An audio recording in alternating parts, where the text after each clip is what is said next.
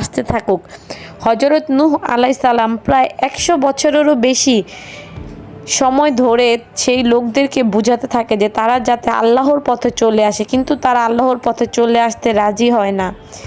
এক পর্যায়ে হজরত নূহ আলাইহিস সালাম তাদের প্রতি খুব বিরক্ত হয়ে যায়, কারণ তারা কোনোভাবেই বুঝতে চায় না, তারা আল্লাহর পথে ফিরে আসে না, তারা তাদের মতো জীবনযাপন করতে থাকে। হজরত নূহ আলাইহিস সালাম তাদেরকে বলে, তোমরা আল্লাহর পথে চলে আসো, না হলে আল্লাহর কাছ থেকে খুব শীঘ্রই শাস্তি চলে আসবে। তারা এই কথাটিকে উপহাস মনে করে উড়িয়ে দেয়, আল্লাহর পথে ফিরে আসে না।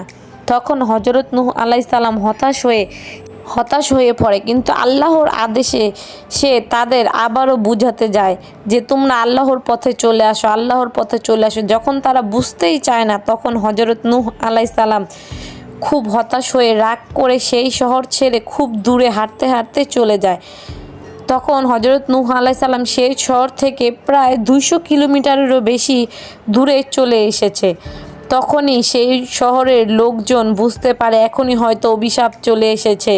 সেই শহরের আকাশ মেঘ খুব জোরে জোরে গর্জন করতে থাকে। সেই শহরের লোকজন বুঝতে পারে আমাদের শাস্তি খুব শীঘ্রই এসে পড়বে। সেই শহরে খুব জোরে বৃষ্টি চলে আসে। তখনই তাদের এক মুরব্বি তাদের উদ জাতি ও এর পূর্বে যত ধরনের কাফের জাতিরা ধ্বংস হয়ে গিয়েছিল সেই জাতিদের ঘটনা শোনায় যে আল্লাহর আদেশ পালন না করলে আল্লাহ কিভাবে তাদের ধ্বংস করে দিবে, এবং তারা